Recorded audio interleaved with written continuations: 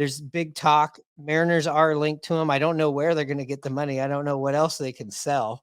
But I guess Cody Bellinger, there's reports he's linked to talking with the Mariners, but he's a Boris guy. It looks like it's going to be 250 million to 300 million. 300 million seems a little bit crazy for Cody Bellinger. He's going to be 28, but he definitely has turned around his career. Did he go to Driveline last year? I don't know. I don't know. Whatever he did, maybe he sold his soul to the devil. Maybe I don't know. He's let's look Cody Bellinger up. What are your feelings about Cody Bellinger? I've seen quite a bit of him down here in LA over the years, but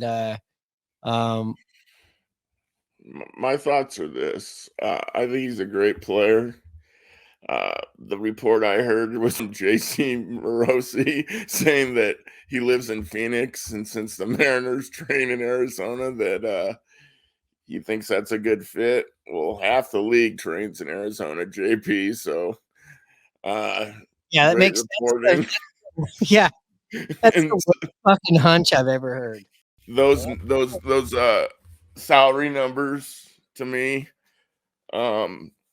they don't fly with a Mariners team. I'd like to have him a lot. Yeah, I think he's a great player, but if I had to guess, I think he's going back to the Cubs. Yeah, I think with Soto at the Yankees at the time this goes out, Cody Bellinger, I think, is the guy that is going to profit the most out of this free agency out of anybody. Ohtani is going to get the Ohtani numbers. And then after that, we all know last year was the year to buy. 2021 was the year to buy. This is the year where there's not much left on the shelves here. And when you put up 307, 881 OPS, slugging 525, on base percentage of 356, knocking in almost 100 runs, stealing 20 bases, you can play outfield, you can play first base. Former MVP. He bet on himself last year and couldn't have made a better decision. Yeah. He did bet on himself, and he is going to win when he signs on the dotted line here in the 2023 off season and the 24 regular season. He's going to cash in. Mariners, though, we're seeing right here, John Morosi, like you said, it says here the Mariners are considering Cody Bellinger among their free agent options, as he reported. And like you said, he lives in Arizona. He likes to train in Arizona. Arizona has lots of Dave and Busters, and in the greater Seattle area, specifically at the Linwood Alderwood Mall, there is a Dave and Busters. So there you go. That's some hard hitting stuff. But I mean, when you look at Cody Bellinger, let's not forget 2017, 2018, 2019. I know that was a while ago. That's when he was 20. That's when he was 39, 25, and 47. And you go from 47 to 12. Now that was the shortened COVID season. 2021 had a bad year. 2022, the numbers went back up a little bit, but last year it was buyer beware with this guy. He went 239, 165 in 2021. Nobody knew what this problem was. 210, and then you jump up a whole nother 100 points. Is this and 100 points, and let's not mention the highest batting average he ever had, including when he was an MVP. Do you think this is sustainable for him, or do you feel like you could see him kind of coming back down to closer to those 20 through 2022 numbers? I think he's going to be he's going to still have a good career and on the higher end of his career so far. I think that's how he'll project. I mean, I don't see him dipping that low, but I don't know how he's going to turn out. I mean, to me, he looked just high back in those days. So I think he was hitting the weed pretty hard and having a good time. And so he comes up here. I mean, yeah, there's some good weed up in Washington too. So, but I just think he's, I mean, he literally looked high to me. So that's what you're going with. He was Yeah. high. He was high. Well, I'll tell you what the big change with Cody Bellinger was from 2022 to 2023 when I just look at this. He struck out 150 times in 2022. He struck out only 87 times last year. So whatever he's doing to bring his strikeouts down, that's what I think is a great fit for the Mariners. Hey, I'm glad you brought that up. I did catch something. You know exactly what he did to improve? What? He went he did that he's got a two-strike approach. Something I did hear something about this.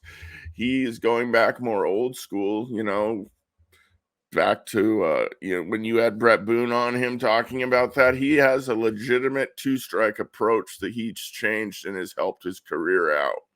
I'm glad you Maybe jogged my memory. Maybe I'm high and couldn't remember, but you jogged it. Thank you.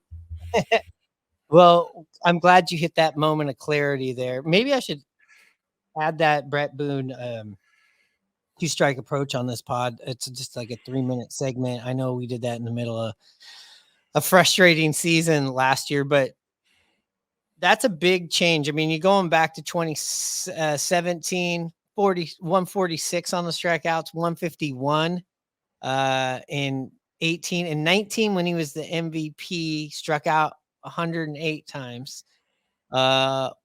It's pretty evident here. He only played 95 games though in 2021 and only 56 in the shortened season. So let's just combine those two because that's one season, right? So anytime he has kept these these strikeouts, I should say, down around 100, less than 110, you have last year and you have his MVP season.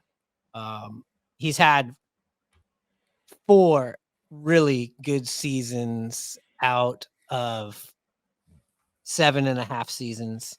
As far as slugging, last year 525 when he was MVP was 629. That's out of this world. But this guy is a 493 lifetime slugging, 260 hitter after it's all said and done. And this is interesting to me. Now I don't know how much you'll see this going forward, but he's stolen 82 bases in his career. He's only been caught 20 times. So 3 out of 4 times he's safe. That's not bad. And besides 20 and 2021, okay, well, let's just say he played the whole season in 2020, except for 2021, this guy's playing 130 plus games every year. Yeah, reliable. Seems to figure it out and got back on track. Got superpower, can play great defense. You mentioned he can swipe a few bags here. I mean, he'd be a great fit for the Mariners, but at that price tag, I just do not see it. No, I mean, if you're going to spend 300 million, you might as well spend 500 million and get Ohtani. that's my old I age. mean, let's say the Mariners did get him, I mean, that's the only move that they're going to be able to go with, wouldn't you say? Yeah. This offseason? Oh yeah. If you sign Cody Bellinger at that point, you're just picking up guys that want to need a job. You're not signing anybody over 5 million again after that. I mean, yes, you've shaved quite a bit off for this year. I think you got room for one of these guys, and then you're going to have to trade if that's exactly if you're going for offense, but which they need to. What do you mean? If you are, they are. So, we'll see what happens. I do feel like he is going to be a Chicago Cub again. They loved him. That's a big market. They're going to come up with the money. John Stanton doesn't know where his Macy's card's at. So that's why I have a hard time seeing Cody Bellinger coming here. Ohtani, we're not saying anything about it. He doesn't want anybody talking about it. We're not going to talk about it until he's signed somewhere. Good, because he's not coming here. Okay. And what would you give out 1 out of 10? Do you think Cody Bellinger is going to be a Seattle Mariner? I'll give it a 2 for Kenji Jojima. Oh, number 2. I remember Kenji. I was like, for a second, I was like, were they really tight? I want to say the Cody Bellinger signing here, I'm going to give it a 4. The reason I'm going to give it a 4 is just because maybe somewhere in there, John Stanton and the Mariners will be trying to right the ship a little bit for perception, for ticket sales, for revenue sales, what have you. But more, like I said, 4 out of 10. It's probably a 3. I don't know. I don't even know what to say. We're Mariner fans. We've seen this year after year after year. Do not trust these guys. Do not ever once think that they're about riding the ship. That is not how they operate. Well, here's what's going to happen if you run into John Stanton.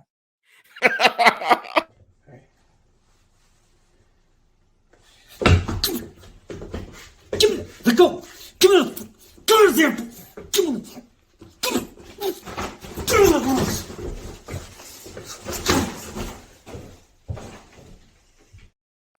That is really good. I wish I could act like you. That is awesome. I'm glad you enjoyed that. I did not get that job. I didn't even get a call back on that one. Well, anyways, we got a 2-part episode that we started off yesterday. This is probably we'll see where they get numbered. We talked about John Stanton and the Grinch that stole Mariners Christmas. Hopefully we are going to get a miracle on the corner of Edgar and Dave. But it just seems like this is going to be one of those tough Christmases.